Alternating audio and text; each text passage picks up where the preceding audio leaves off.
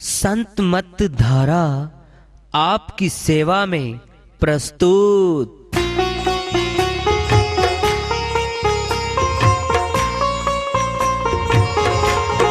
जो चाहता है प्रभु प्यारा वो आओ संत मत धारा।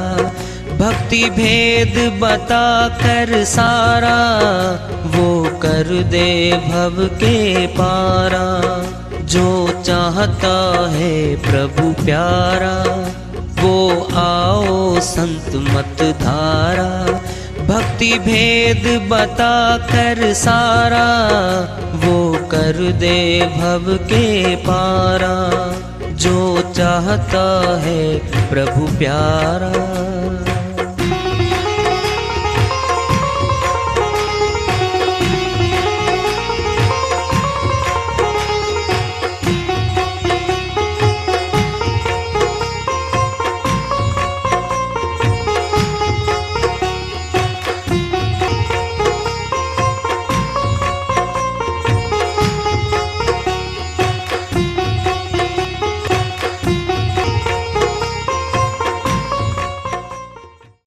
परम पूज्य सदैव स्मरणीय सदगुरु साहिब की जय हो। सतनाम साहिब। आदरणीय सर्व संतों की जय हो। उपस्थित आदर के योग प्रभु प्रेमी एवं जिज्ञासु आत्माओं, हम सभी पूर्ण पिता परमात्मा सभी सृष्टियों के रचनहार कुल मालिक हम सबके जीवन का आधार उनकी महिमा को सुनने के लिए एकत्रित हैं। मेरी सभी से अर्ज है कि मैं कोई जगत गुरु नहीं, कोई महाराज नहीं, कोई महामंडलेश्वर नहीं। मैं केवल सभी संतों की चरणों की धूल हूँ और आपका भक्ति मार्ग में सहायक हूँ। मैं अपनी सीधी साधी टूटी फूटी भाषा में, संदुकड़ी भाषा में भक्ति भेद के गूढ़ रहस्यों को उजागर करने वाले विचार आपके समक्ष रख रहा हूँ। यदि अच्छे लगे अपनाएं, नहीं तो गैर जरूरी समझकर विसार दें। हाँ, सत्संग ही एकमात्र प्रभु प्राप्ति का विद्यालय है, विश्वविद्यालय है ये। और हम सभी सत्संग में आए हुए हैं। हम जिज्ञासु तभी तो हम आए हैं। हम पिछले सत्संगों से वार्ता करते चले आ रहे हैं कि चेतावनी से प्रभु प्राप्ति की ओर। इस अध्याय को, इस वार्ता को आज फिर आगे बढ़ा रहे हैं। 5 पहर धंधे गया, 3 पहर रहा सोए, 1 पहर प्रभु नहीं भजा, मुक्ति कैसे होए। कबीर साहिब अपनी श्रीवाणी में बहुत बड़ी बात समझाना चाहते हैं हमें। 24 घंटे में 8 पहर होते हैं, 1 पहर में 3 घंटे होते हैं भाई। 8 तिया 24। 5 पहर तो काम धंधों में चले गए हम, दुकान पे, नौकरी पे, खेत में, बिजनेस में चले गए। 3 पहर रहे सोए, 9 घंटे सोने में बिता दिए। 1 पहर प्रभु नहीं भजा, मुक्ति कैसे होए। 3 घंटे तो साहिब ने कह दिया। गृहस्थ में रहते रहते 3 घंटे प्रभु भजन नहीं किया, फिर मुक्ति कैसे होगी भाई। सोचो पहले। मेजोरिटी जो है, बहुमत जो है, वो जिसका होता है राज सत्ता उसके हाथ में आ जाती है। इस आत्मा की भी राज सत्ता छिनी हुई है। क्या मन माया के हाथ में आ गए। कितने घंटे? सारे घंटे ही नहीं के हाथ में आ गए। क्या है आत्मा की पूंजी? भक्ति। ये भक्ति नहीं कर पा रही है। पहली बात तो भक्ति तत्व का ही नहीं पता। अगर पता चल जाए, भेदी गुरु मिल जाए, दया हो जाए मालिक की, आत्मा पे जुड़ाव हो जाए भेदी गुरु से आत्मा का, फिर मन माया जोर से रोकते इसको। शुरू में लगन होती है, बिल्कुल शुरू में लगन होती है आत्मा को। आत्मा कहती है अब तो रास्ता मिल गया मुझे भक्ति करने का, अब तो अमर लोक जाना मैंने, परमात्मा के देश में मैंने जाना है। ये शुरू में लगन लग चुकी है। इस लगन को तोड़ेंगे कौन? मन और माया अंदर ही बैठे दोनों। मन सूक्ष्म में है, बाहर से दिखता नहीं है, मस्तक से ऊपर से आता है वो। माया कौन है? ये काया, ये माया, ये शरीर ही माया है। 5 कर्मेंद्री, 5 ज्ञानेंद्री, 10 इंद्री इस माया के काया के लगी हुई हैं और 10 अधीन है मन के। मन जो चाहता है इनसे करवाता है, भक्ति नहीं करने देता। बस आप 100 आदमियों को पूछो, मन लगता है ध्यान में, बस यही तो है कि मन ध्यान को उड़ा ले जाता है। बाजारों में, खेतों में, दुकानों पे ले जाता है, टिकने नहीं देता है।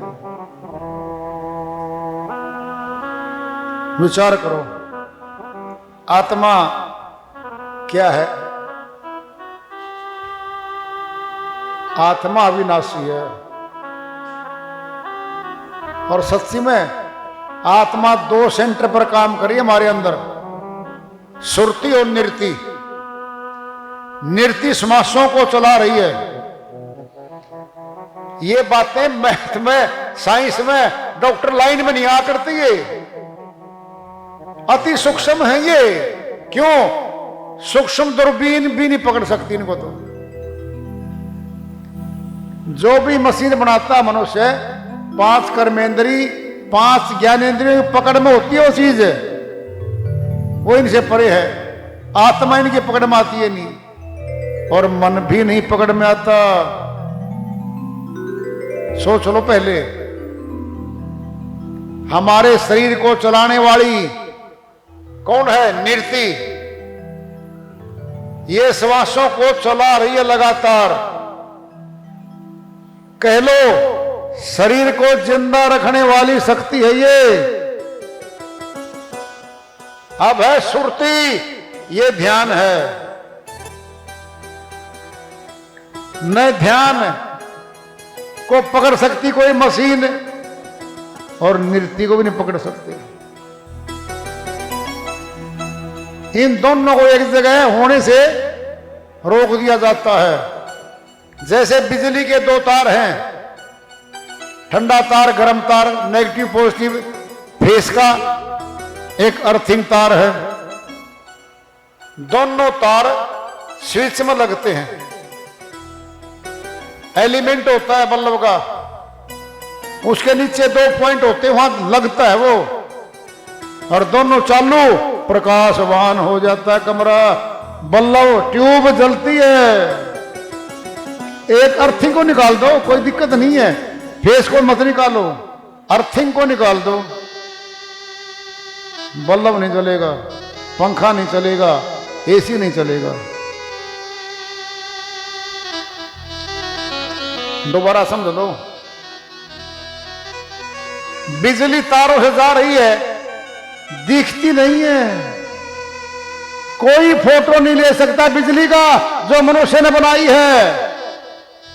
क्या है वो? वाइब्रेशन है, कंपन है जोर की। 11,000 वोल्टेज ऊपर से जाती है। खंबे के नीचे खड़े होते हैं हम, सो सो सो सो की आवाज आती है। पावर ज्यादा उसमें आ रही है आवाज, लेकिन करंट का तो कोई फोटो नहीं। फिर करंट ही तो है सारा वस्तु। दोबारा समझ लो, जैसे बाहरी बिजली जो मनुष्य ने बनाई है वह आकाश मार्ग से चलाई है। अर्थिंग वाला तार तो जमीन में खोद के लगा के तार वहां से भी दे देते हैं। नाम है अर्थ। अर्थ माने धरती। ये धरती है।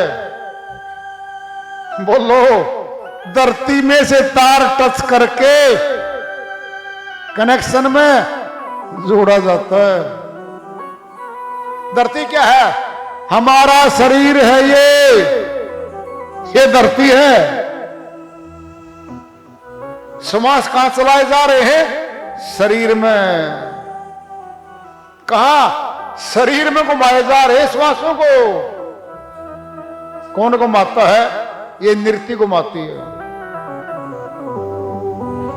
आत्मा दो जगह काम कर रही है हमारे शरीर में, नृत्य और सुरती। सुरती क्या है? ध्यान। ध्यान को पकड़ रखा मन ने। मन सूक्ष्म अति सूक्ष्म है, दिखता नहीं है। मन हर समय सुरती को पकड़ के रखता है, यानी ध्यान को पकड़ के रखता है। 24 घंटे भागने नहीं देता ये। क्यों? भक्ति में नहीं लगने देता। संसार में लगाओ, नाचने गाने में लगाओ, पूजा पाठ में लगाओ, फेरी काटो, मन लगेगा, बहुत खुश होकर लगेगा। बोलो क्यों? मन को पता है ये भक्ति नहीं है इसकी, ये समय पास हो रहा है, इसका समाज खर्च हो रहे हैं। आत्मा को परमात्मा के देश में जाने नहीं दूंगा, रोक दिया। सुरती नृत्य एक नुक्ते पे मिलती हैं। वेदी गुरु बताते सार शब्दी। सूरत नृत्य मन पवन को पलटकर गंग यमुन के घाट आने, कहे कबीर सो संत निर्भय हुआ, जन्म मरण का भरम भाने। सारा सार बता दिया कबीर साहिब ने। सूरत नृत्य मन पवन को पलटकर मन भी पकड़ लिया गया है। और मन पवन क्या है? इच्छाएं हैं। ये जो मन इच्छाओं के द्वारा पकड़ता ना इस ध्यान को, इच्छाओं की पूर्ति के लिए, उनको भी पकड़ लिया है। एक नुक्ते पे ध्यान लगा दिया है। कहां वो नुक्ता? गंग यमुन के घाट आने, गंगा और यमुना, ईड़ा पिंगला, दो नाड़ियां हैं, चंद्र नाड़ी, सूर्य नाड़ी। गंगा यमुना, ईड़ा पिंगला, ये हैं दो। कहां? ये हमारे मस्तक में है। ये हमारे मस्तक में 3 नाड़ियां हैं, ईड़ा पिंगला सुषुम्ना।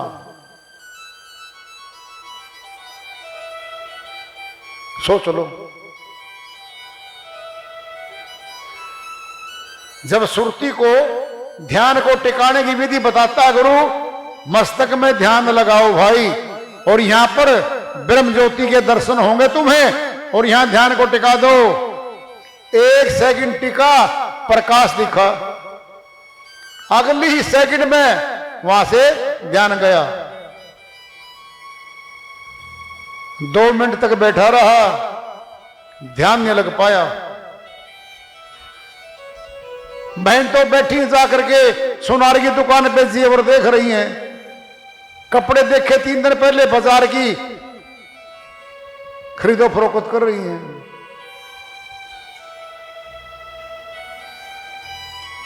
क्या ये मन ले उड़ा ध्यान को? जी दिखता तो कुछ नहीं दिखा, क्या एक तार हटा दिया? क्या है?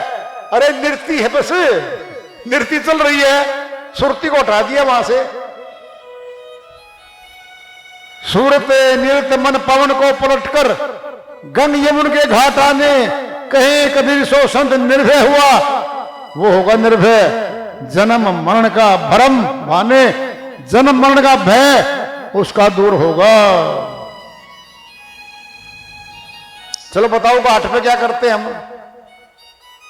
अरे नहर का घाट है, नदी का घाट है, क्या करते हैं हम? स्नान।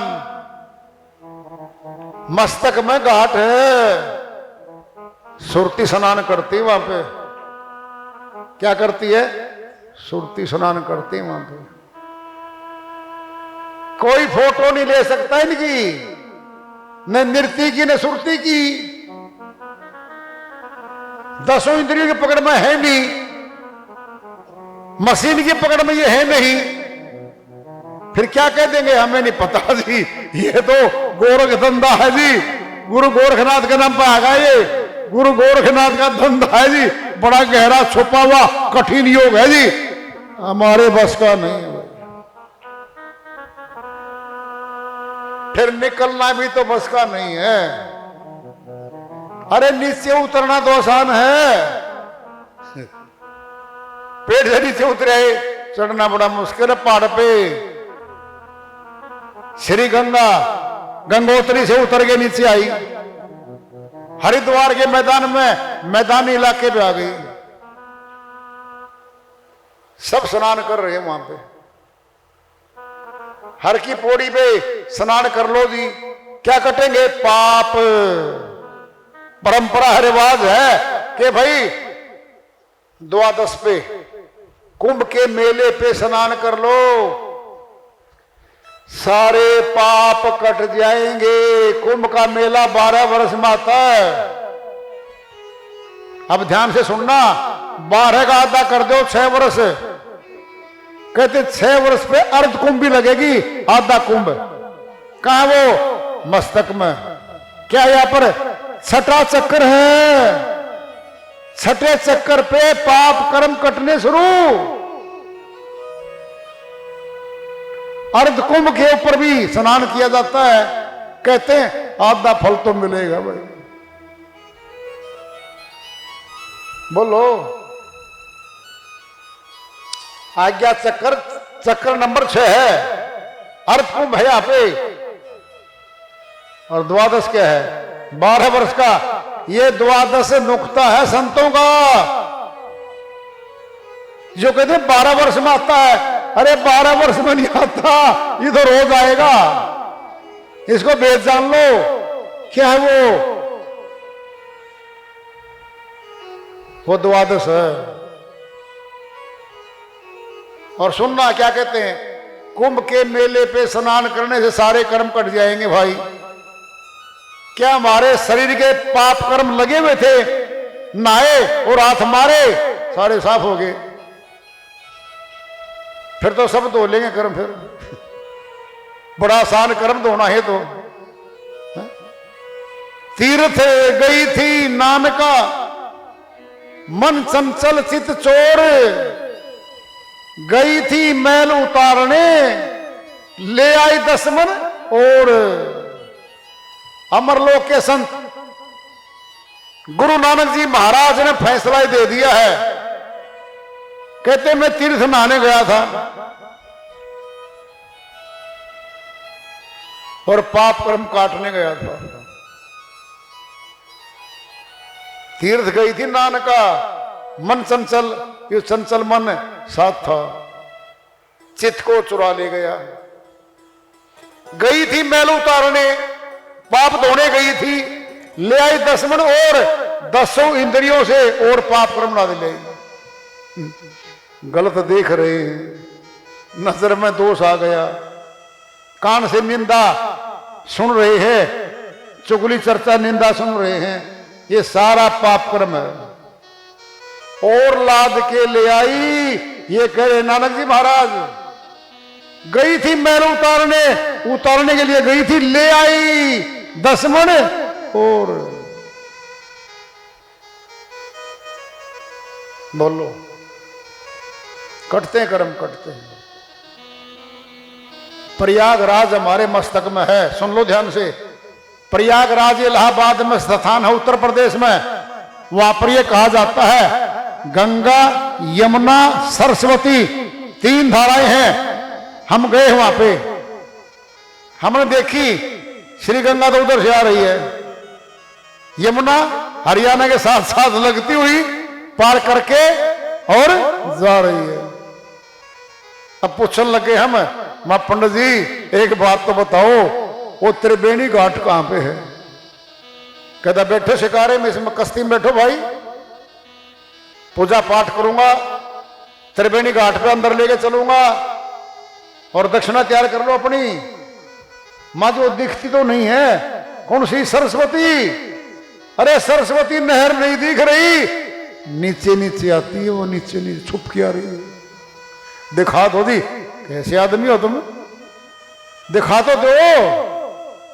अरे श्री गंगा दिख रही है, दिख रही है, रंग भी अलग है जल का, यमुना का रंग अलग है, दिख रही है, और दिखा दो भी सरस्वती, वो नीचे नीचे आ रही है।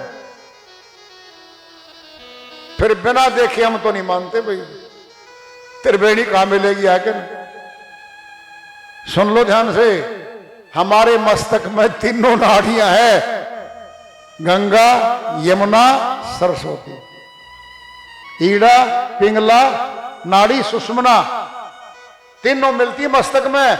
और जब हमारा ध्यान लगता है, पाप कर्म कटने शुरू हो जाते हैं। कहां? मस्तक में। क्या है? कर्मों का जमावड़ा मस्तक में है, अंदर है वो कमरा आत्मा का न्यारा, उसमें साथ साथ कर्म, पाप कर्म, पुण्य कर्म जमा होते रहते हैं। स्नान तो यहां करना था, यहां मुश्किल है, चढ़ नहीं सकते ध्यान योग में, और बाहर नहाना आसान है। चलो बाहर नहा लो भाई, प्रयागराज में, इलाहाबाद में, सारा सनातन अंदर से बाहर गया है। अंदर तो सही था और बाहर आसान कर दिया गया, लुभावना कर दिया गया। फिर बाहर वाले को सारे कर रहे हैं, अंदर वाला करना मुश्किल है। अंदर करें रे भाई, जब अंदर नहीं कर रहे फिर मिलेगा क्या? बोलो। अरे भूख तो अंदर है, पेट में है, टिफिन में डाल के रोटी सब्जी धर दी सामने, 6 घंटे 12 घंटे धरी लो 2 दिन, भूख नहीं मिटेगी भाई। अंदर भोजन करना पड़ेगा, अंदर। फिर जो कर्म अंदर जमा है फिर अंदर से कटेंगे, और अंदर वो शक्ति जाएगी कर्म काटने वाली, तब कटेंगे। श्री गीता अध्याय 4 श्लोक 14 में फरमाते हैं, अर्जुन कर्मों के फल में मेरी आसक्ति नहीं है, अर्थात कर्म मुझे नहीं बांधते। जो मेरे को तत्व से जान लेता है वह भी कर्म बंधन में नहीं बंधता। कर्म बनने बंद होंगे। अध्याय 4 श्लोक 14 में क्या कहा है? तत्व से जान लेता है जो, ये ताजे कर्म है, अब के जो करेंगे हम, यहां गया पछले कौन काटेगा? अध्याय 4 श्लोक 37 में श्री गीता में समझाते हुए कहते हैं, अर्जुन जिस प्रकार लकड़ियों का ढेर है,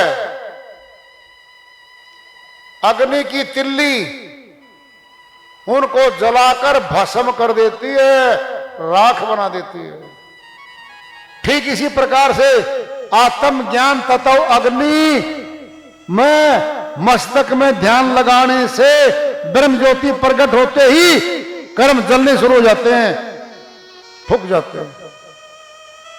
ये बताया हुआ है। फिर ब्रह्म ज्योति अग्नि उसमें थोड़ी है, जल में थोड़ी है। अरे ब्रह्म ज्योति तो हमारे मस्तक में है, जहां प्रकट होगी वही तो कर्म कटेंगे। क्या बाहर